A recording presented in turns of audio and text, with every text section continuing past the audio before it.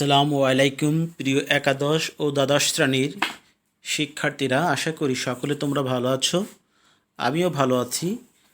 আজ তোমাদের বাংলা প্রথম পত্রের একটি গুরুত্বপূর্ণ কবিতা নিয়ে আলোচনা করব।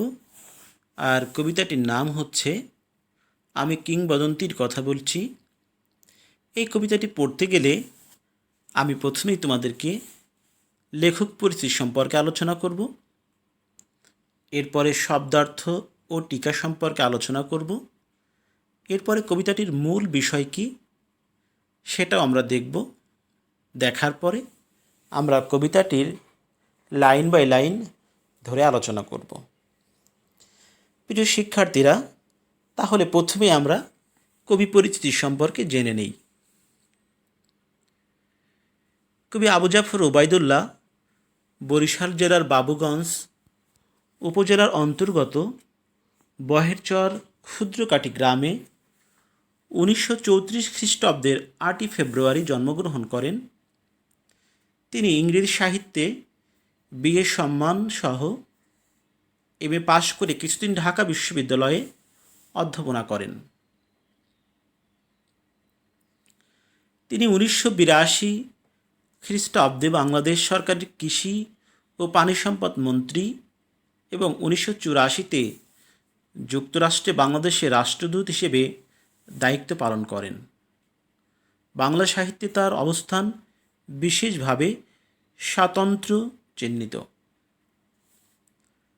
তার কবিতার বিষয়ে বিশেষভাবে প্রাধান্য পেয়েছে রাষ্ট্রভাষা আন্দোলন ও মুক্তিযুদ্ধ। রাষ্ট্রভাষা আন্দোলন এবং সেই বিষয়ক সাহিত্যে বিশেষ অবদান রাখার জন্য তিনি 21 পদকে ভূষিত হন। বাংলা সাহিত্যে অবদানের জন্য তাকে 1979 খ্রিস্টাব্দে বাংলা একাডেমি পুরস্কার প্রদান করা হয়। আবু জাফর ওবায়দুল্লাহর উল্লেখযোগ্য কাব্যগ্রন্থগুলো হল সাত নদীর হার, কখনো রং কখনো সুর, কমলের চোখ, আমি কিংবদন্তির কথা বলছি, বৃষ্টি ও সাহসী পুরুষের জন্য প্রার্থনা, আমার সময় প্রভৃতি। এছাড়া ইংরেজি ভাষায়ও তার একাধিক গ্রন্থ প্রকাশিত হয়েছে। 2001 খ্রিস্টাব্দের 19 মার্চ তিনি মৃত্যুবরণ করেন।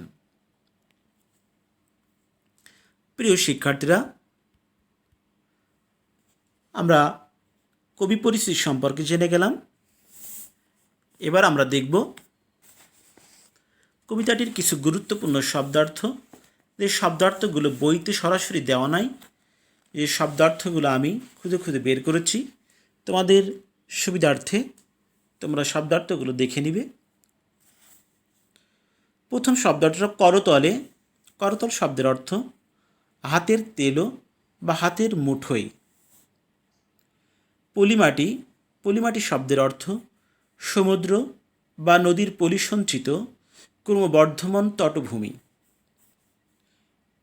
সৌরভ শব্দের অর্থ সুগন্ধময় রক্তজবা এক প্রকার ফুল। অতিক্রান্ত অর্থাৎ অতীত বা গত।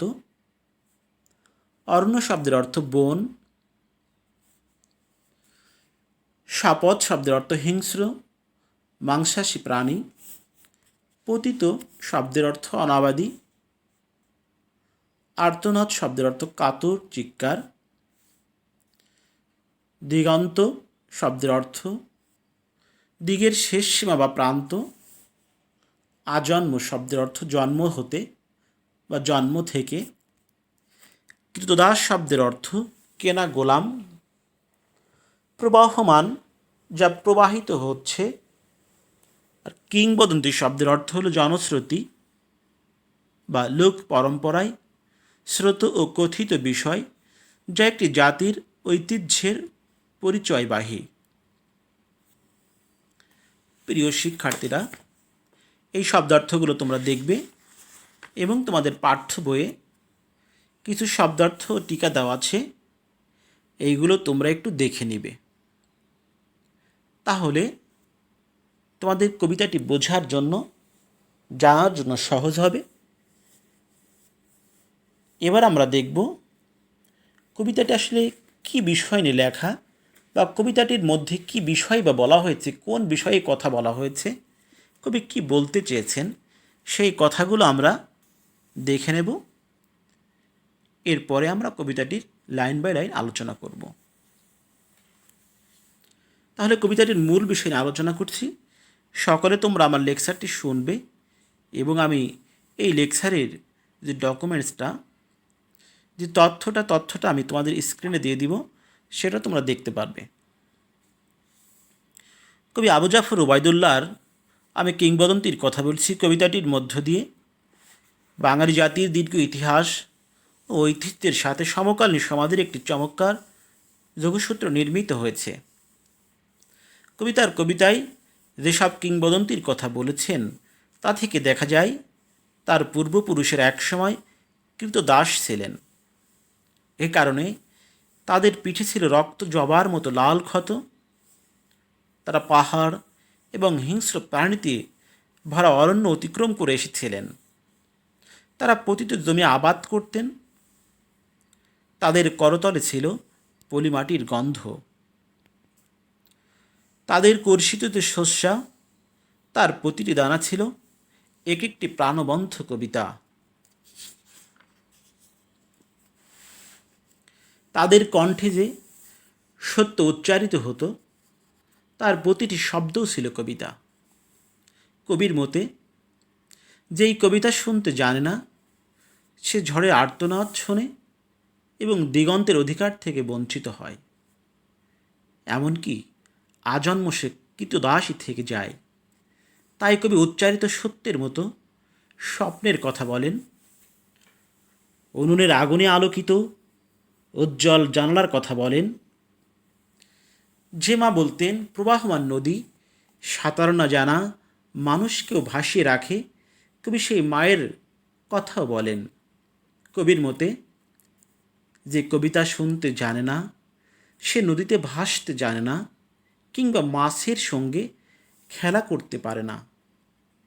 এমনকি সে মায়ের কোলে শুয়ে গল্পও শুনতে পারে না। কিংবদন্তি হিসেবে কবিতার পূর্বপুরুষদের কথা বলার পাশাপাশি বিচলিত স্নেহ, গর্ভবতী বোনের মৃত্যু আর নিজের ভালোবাসার কথাও বলেন তিনি। কবির মতে, যে মায়ের মধ্যে বেশি ভালোবাসা থাকে তিনি বাঁচে না, মরে যান। মানুষকে ভালোবেসে যে যুদ্ধ আসে, ভালোবাসায় সিক্ত মায়ের ছেলেরা সেখানে অংশ নিয়ে চলে যায়। কবির মতে, যে কবিতা শুনতে জানে না, সে সন্তানের জন্য মরতে কিংবা ভালোবেসে যুদ্ধ যেতে পারে না। এমনকি সে কখনো অসীম শক্তির উৎস সূর্যকেও তার হৃৎপিণ্ডে ধরে রাখতে পারে না। কবি মনে করেন, যে কর্ষণ করে শস্যের সম্ভার তাকে সমৃদ্ধ করে, যে মৎস্য লালন করে প্রবাহমান নদী তাকে পুরস্কৃত করে, যে গাভীর পরিচর্যা করে জননীর আশীর্বাদ তাকে দীর্ঘায়ু করে, আর যে লৌহখণ্ডকে প্রজ্বলিত করে ইস্পাতের তরবারি তাকে সশস্ত্র করে। দীর্ঘদেহী পুত্রদের উদ্দেশ্যে কবি আবার তার মায়ের কথার পাশাপাশি বোনের মৃত্যু, ভাইয়ের যুদ্ধে যাওয়ার, নিজের ভালোবাসা এবং কবি ও কবিতার কথা বলেন।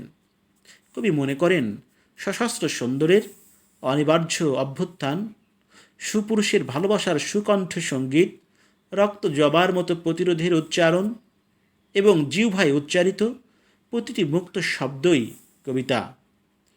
কবি শেষ পর্যন্ত সংশয় ব্যক্ত করে বলেন, আমরা কি তার মতো কবিতার কিংবা স্বাধীনতার কথা বলতে পারব? এই কবিতায় একদিকে যেমন কবির পূর্বপুরুষদের উপর পাশবিক নির্যাতন ও তাদের সাহসী ও গৌরবোজ্জ্বল ইতিহাসের কথা উপস্থাপন করা হয়েছে, অপরদিকে তেমনই তাদের সমাজ, সংস্কৃতি, পরিবেশ, অর্থনীতির একটি আবহ ফুটিয়ে তোলা হয়েছে। সমসাময়িক রাজনীতি ও শাসন ব্যবস্থার বিষয়টিও এখানে উঠে এসেছে। বাঙালি জাতির হাজার বছরের ইতিহাস ঐতিহ্যের এক নিপুণ চিত্রকল্প এই কবিতাটি আমাদের স্বাধীনতা ও মুক্তিযুদ্ধকে গভীরভাবে ধারণ করেছে। আঙ্গিকগত দিক থেকেও কবিতাটির গঠন অসাধারণ। সব মিলিয়ে বাংলা সাহিত্যের জন্য এটি একটি অনবদ্য কবিতা হয়ে উঠেছে।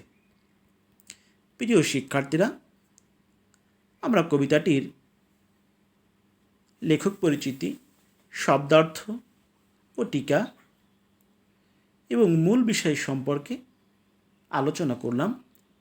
তোমরা আশা করি বুঝতে পেরেছ। এবার আমরা পরবর্তী ক্লাসে কবিতাটির লাইন বাই লাইন ধরে ধরে আমরা ব্যাখ্যা করব। আশা করি তোমরা সাথে থাকবে। আজকে এখানে শেষ করছি। আল্লাহ হাফেজ।